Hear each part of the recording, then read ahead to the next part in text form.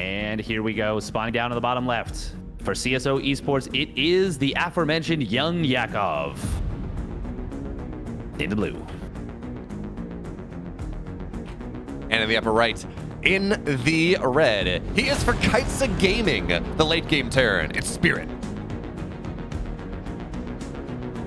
It's funny that we think of him as the late game Terran because of that comment about being Cyril's late game practice partner. He does have phenomenal late game, and he is so good at it. He is phenomenal at the late game, but he is also an incredibly sharp, timing-oriented player as well, particularly in this matchup.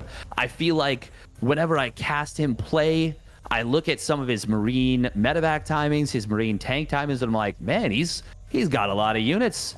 And ultimately, it's just he's such a sharp macro player. He's got such a strong feel for the macro of this game. That he does. And I think it's also, he just is good at the late game. Yeah. And like, the amount of games I've just cast him, he's like, you know what, I could go kill you right now, but I don't want to.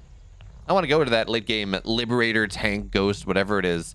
It seems where his preferred game state is. Much like Clem, given that advantage, is not going to get more head. Clem's going to shove Marines in your face until you lean over or keel over and die. So yeah, you know, different stylistic matchups, which is why this series is so interesting to me, because YoungYakov is not that player. YoungYakov is, I'm kind of surprised not to see a proxy hatch, honestly, just with how I see him play. But we don't get there just yet. Well, I mean, I don't necessarily think of a proxy hatch for him in this matchup. I definitely could see it in a ZVP, but I do have to agree with you. He's probably going to bring some kind of aggression. Look at this out of Spirit, by the way. He wants to deny the third hatchery. And YoungYakov, so annoying. It's so annoying, but YoungYakov is the kind of player that would want to go for like a 2-base Nidus Worm, I feel like. That is the kind of thing that I think of when I think of YoungYakov in this matchup. So it feels almost counterintuitive to kind of push him into that path, but maybe that's Spirit's game plan. Maybe he's like, well, I actually don't think Nidus Worms are all that good, but I know you like them, and you might feel like you have to. And to your point, in terms of annoyance for the Zerg player, holy bejeebus, this is an annoying part. I am so, like, I'm not playing this game. I am so tilted right now. Whole, it is 3 minutes in. Oh, he's gonna, okay. He doesn't quite get the reprint in time. Not quite positioned, but like, it's 3 minutes in. He got up to 38 supply and he still couldn't drop the hatch. That puts you so off balance. Yeah, it is just the worst. And, oh man. Like, Spirit just gets himself into a great position here. Now, it's not like YoungYakov can't make adjustments. He was able to go for 4 queens instead of 3. He was able to focus a little bit more on that creep spread, but it is just not a comfortable situation for a Zerg player to be in. You hate not having your hatchery at the timing that you were expecting. No, you really don't. And behind the Spirit, yeah, going into Banshees as well, which isn't particularly notable, right? That's a very middle of the road idea. It's pretty common. You go Hellions, you go Banshees, it gives you a lot of map control.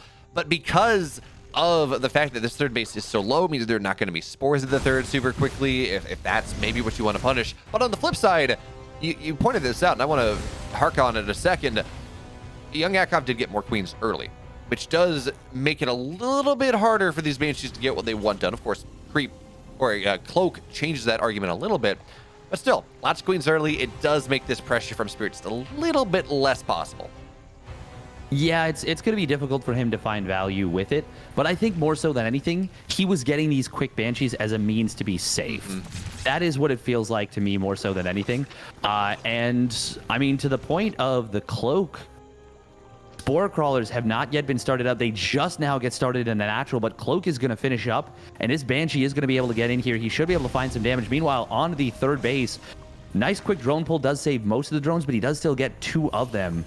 And with Cloak completing, Spore Crawler is going to be done momentarily. I think he got a very small look at the Banshee with an Overlord that was just right here, and that was why he started those spores. Or maybe he just had the timing memory as, oh wow, actually another couple of units going down. An attempt at a wraparound, but Spirit will wiggle his way out. Pretty decent damage already for Spirit here. And nine workers going down for, what do you lose, a Hellion? Come on, yeah, 2 Hellions that's great for Spirit. Anything you can do to slow the Zerg down is that the Zerg is already slowed down massively. We talked about, okay, you know, he can react. He has more queens. He can make these changes in his build. None of that makes up for the fact that YoungYakov is sitting here. He got his third base started at 3 minutes. He had less larvae for the duration. He had less money for the duration. He could not afford to. The margin of workers he could lose shrunk. So losing these workers, it makes them even more impactful. Now, I like that he is going for quick melee upgrades. He says, okay, he's going for this idea of maybe I can just get upgrades because I'll have more gas compared to my mineral ratio. But at the end of the day, these Banshees are still finding so much value steadfast. 6 more workers go down, and they find the pocket. They're going to get out. This is just the upgrade. The upgrade advantage that YoungYakov has is not. I don't think it's going to be all that really effective. I don't think it's going to do that much for him. It is going to be tough for him to find the value with it because of this damage that he's taken. He is droning back up right now, but it means that, of course, his unit production gets delayed. His tech gets delayed. He can't go into everything that he wants to go to. He does have 1-1 finished, and he has the gas to get into 2-2, but we can see as he's prioritizing drones a little bit more, he's not going to start it up right away, and Spirit does have 1-1 nearly finished here as well as his combat shields. He is going to be hitting with a pretty mighty timing. Does want to be careful that he doesn't fight in earnest until at the very least the combat shields is done, but realistically he wants to wait for his own 1-1. Still no 2-2 for YoungYakov. Bane speed not yet done either. He is setting up for a bit of a flank, and actually with Spirit pushing very far into creep, this could be very good for YoungYakov. But wait, where's the army at the front? There is no, it's one. not even, he's just attacking from one direction still, and it doesn't matter that he's on creep. The Marines and tanks just get absolutely everything. Yeah, like any sort of boy band, you know, attacking from one direction, it does have a timer on it. Doesn't really work out all that well. And now Spirit, he just stims in. These tanks, or not, excuse me, the tanks, the queens, they don't have the transfusions that nearly that they need. And YoungYakov, that was quick steadfast. He's dead. Yeah, I was like looking at that and I'm like, oh man, this flank looks amazing. He's going to come in from 2 sides and he's going to crush this army because it is on creep and it is pincered in. And then I looked at the other side and I'm like, oh, well, it's like a crab, but instead of having literally the pincer, they took one side off, and then he just tries to knock away, and the guy just walks away. It's like that was so you know crabs they fight each other on the seafloor, and they lose their claws pretty often, and they just kind of regrow them. Yes. That was, you know, he went to attack with the other claw and he just forgot that it was a stub. Yep. Yeah. Yeah. Fighting with your stump leg, not important. I do not recommend it. Damn. Yeah. Don't do it. No, not a good idea. Spirit just kind of outplayed him straight up, just ran him over. Good Banshee harass. Nice job with the Hellions. YoungYakov really wasn't able to get anything going his way there, and Spirit just calmly, methodically takes him down. If there was the other side of that army, this game's probably still going on, and YoungYakov maybe even has the advantage. But unfortunately, it doesn't work out that way. Spirit showing his quality and showing what I was talking about with those strong timings. Let's see if he can continue the success in game number 2.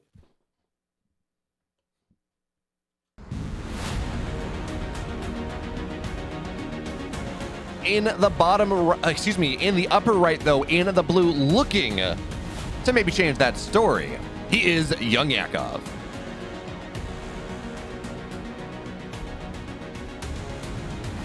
And his opponent, spawning down in the bottom left for Kites of Gaming, it is Spirit.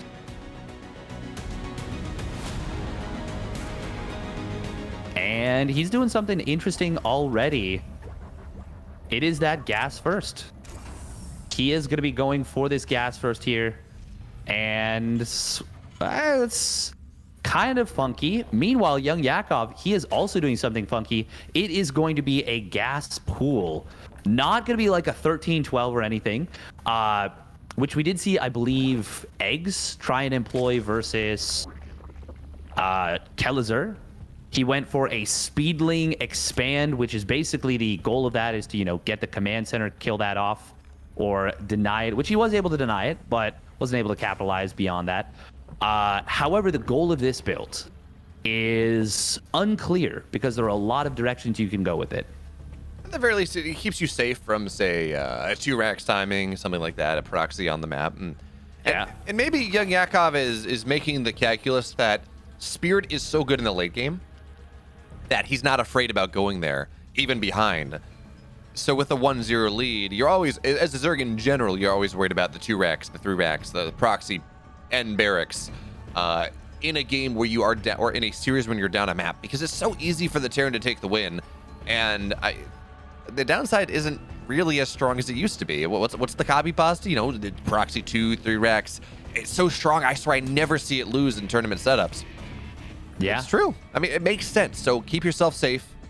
But it does just mean now the YoungYakov is behind because Spirit didn't go for that. Now, this could look like a 16 pool opener out of YoungYakov here, and Spirit is not able to get the information. It will in fact be at least a little bit of a speedling flood. We'll see how many he commits to here. He's already got a couple of lings out on the map. Spirit, does he build a bunker defensively? Because this could be a 16 pool into a roach follow-up, which against that you would need this kind of setup. But no, it looks like he has at least a decent read on this. It is going to be Reactor Hellions, and yeah, he's not really making too many adjustments. I mean, he already went gas first, so he's going to go quick Reactor Hellions anyways, cutting that Marine.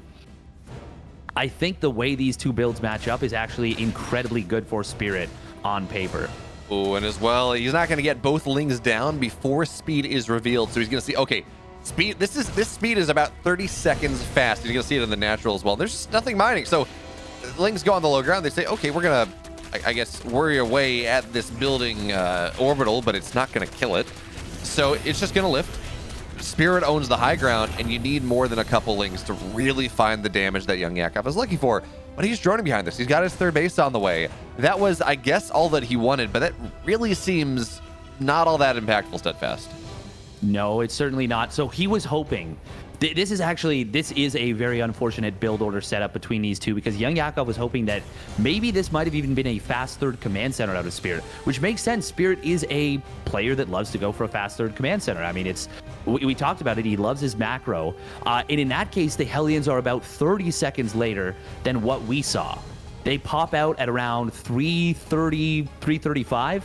As it was, this was the fastest Reactor Hellion you can go for off of an expansion, and they pop out at before the 3-minute mark, or around the 3-minute mark. Either way, they were here when the lings get out on, when they arrive at the base. And yeah, it's just a brutal situation here for YoungYakov. We did see something very neat, by the way, from Spirit. You mentioned he just waited for the orbital command before he lifted off. He also dropped the mule in the main base just before he lifted off to get the absolute value and get the mining as quickly as he can. Really nice little move. Very basic, but I do like that he went for it and he just didn't panic. He's going to run by into the natural, though. He doesn't get the eBay block, or the Evo block, so now lings are maybe a little bit exposed, but bring around the Rosie here. It's going to be enough. Oh, that actually blocks off, so the Hellions have to go in the main base, where they will find more lings, but they are starting to get some drones here, Steadfast, so this is just how much. It looks like 5 is going to be the answer, but there's there's nothing to see the Banshee. Yeah, sure, the Hellions are dead, but the Banshee is, it's screaming. It's just chaos. It's Steadfast. It's October. It's spooky season. Banshee's just, it understands what it's got to do. Yeah, and what it's got to do is get a ton of damage done. Oh, man, the second Banshee shows up as well. The Spore Crawler will complete, but this is already so much damage. There is a Spore in the main base as well. Queens, oh man, there's no target fire right now on the drones, but he's still got 16 drones out of this. And to be honest, I don't really see a world where YoungYakov makes a recovery. Yeah, no, I don't either. It's certainly not in an undersea world. Certainly not under the sea. Ooh. Oh, never. I was going to say Spirit's supply blocked pretty brutally. He is actually a little bit supply blocked, but the command center will finish up in a moment, and that's going to unsupply block, and then he's got those couple extra depots. There we go. So Steadfast, you say you struggle to see a world where YoungYakov finds his way back into this game, and I would agree. But if there is a world, if there is some parallel universe, and certain theories would say that there is an infinite number of universes, that therefore means that there is one where YoungYakov does come back into this game. Well, I was gonna say what does he need to do, but letting these Hellions into his mineral line is not what he needs to do. 3 more workers will go down, and he can't even get it. He gets 1 Hellion. So yep. I guess. Actually, I think at this point, there is no parallel universe. With that extra add-on damage, there is no parallel universe where YoungYakov does come back. So, I guess, ignore my question. Well, I mean, no, it's a valid question. The way was, Spirit commits to a lot more Hellions, because it does, of course, delay his barracks, delays the general follow-up push. But he needed to basically defend that with pretty much no damage while not building any more Zerglings. As it is, he's actually morphing in Banelings against a push that is not going to be coming for another probably, 30 seconds or so? Yeah, something actually, like that. hang on. He's going to start to move out now. But he needed to be so perfect with his drone timing. He needed to have everything going his way. Spirit has already taken the SCV lead. 1-1 is going to be completed here for Spirit, and Combat Shield, Stim are both already done. I mean, as long as Spirit micros this fight pretty decently, it's going to be extremely tough for YoungYakov, and he is making use of this excellent position. Spirit should put the tank on the top left. Oh. Looks like there's enough here, though. The run by is annoying, and it does actually distract Spirit because we got a fight kicking off at the front of the base here as well, but Banelings do not get the connections they need. The tanks are dead, though, Steadfast, so maybe that is going to be enough to not save this base. I don't think there's any saving this base for YoungYakov, but maybe keeping his next one alive. Now, Banelings look to roll in, but the target fire is just so... No, they're being walled out by the Queens. They can't make their connections, and the base is now dead. And at this point, you just kind of hot pick him and run, and there we go. 1 medevac falls, and Spirit loses more than he should have. But the Queens as a wall, they ruined the chances there for YoungYakov. Yep, they blocked off that one last Baneling that was not being target fired initially. And that Baneling could have actually allowed for maybe a base save. And if that base does get saved, then we can start talking about a comeback for YoungYakov. But with it going down, with a fair number of the Marines being saved, even though he did lose 1 medevac, it's still plenty for Spirit, and he maintains a big lead. He's got his 2-2 started before his opponent's 1-1 finishes, and Spirit clearing up a bunch of creep as well. Actually, can YoungYakov even defend this base? He does have a bunch of Ling Bane, but there's just a lot of Marines right here. And the tank, center mass. 1 Baneling does get a big connection, but it's not going to be enough. Not going to be enough. Spirit maintains the integrity of his army, and, well, that was still just too much damage. Yeah, unfortunately, tanks hitting center mass, YoungYakov having to run through the kite. It just makes life very hard for him. He does not have 2-2 on the way. Spirit does have his 2-2 about halfway done. And every fight that happens, we just see the supplies start to go further and further and further in the way of the Terran player. Now we see another round of reinforcements arrive. I guess there's a world where Spirit runs his army and move commands into a bunch of Banes. I don't think that happens, though. And at this point, YoungYakov, he does have his 4th base up again at the very least. He's got... I thought I saw a drone going to the 5th base, but looks like he pulled that back for now. And the tanks are not quite sieged up, so if there's a timing where YoungYakov can take this fight, it's when he does have 1-1 before the tanks are sieged. But this split from Spirit is fantastic. Yeah, the tanks go down again, but so much of the bio survives. And here come the long red line of reinforcements. But Spirit says, okay, well, maybe I don't want to get something done in the natural, or in the 3rd base. But the main base, that seems a bit more wide open. So he gets on top of it. Spores, though, they reposition, and that does make it hard for this drop to make anything. Banelings make connections as well. Yakov is actually doing a fantastic job of weathering the storm here. That he is. That actually just brought the army supplies almost to even. The Spore Crawlers were able to pick off one of the medevacs. The Banelings got a huge collapse in on top of the army. Another good target fire from Spirit, though, does get another few Banelings. And now 2-2 completes. Taking another fight like that for YoungYakov is going to be extremely difficult with no creep, and with Spirit having now a decent upgrade advantage timing for about the next 45 seconds or so. Well, things are going to find a tank for free. Spirit's been really sloppy with his tanks here. What is That's that, like the 6 tanks? 6 tanks have gone down this game. Yeah. I mean, it's Spirit's still getting value out of them for the most part, but he probably would have ended this game by now. Oh, but this is going to be the dagger move. He unloads all these medevacs into the main base. That's like 25 Marines right here. And YoungYakov, he's going for the counterattack once again. Does get a really nice lane run by into the natural expansion. And he'll get the bunker at the third. If there's a world... Nah, never mind. The tank is going to siege at the high ground. He will be able to get maybe a little bit of damage, but he suffered a lot more damage on his side of the map, and he lost the main base. Ooh, now he's got pressure on the 5th base as well. That one, I don't know that YoungYakov has enough to defend. Well, actually, no, it seems like he does. Lings are dealing with the Marines at the 4th base or the 3rd base. It looks like that 5th base dealt with as well. He gets 13 SCVs. So... the best reaction possible that YoungYakov could have gone for, but still, Spirit is massively ahead. And another set of Marines they run forward. Doesn't look like there are many Banelings in this side of the map, maybe even in this game. So another hatch does fall. YoungYakov, he made a game of it after that damage early, but it's not enough.